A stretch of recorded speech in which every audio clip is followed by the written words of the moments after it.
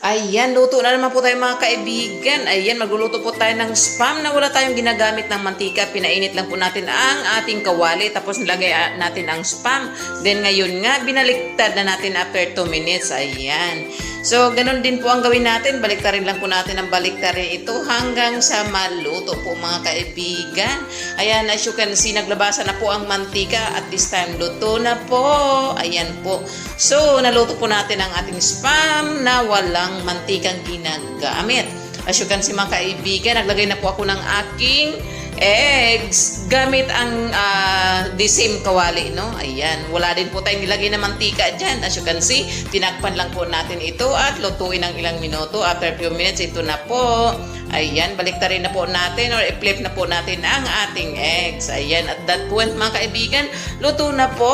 Ayan. So, napakasarap po mga kaibigan at sabi ko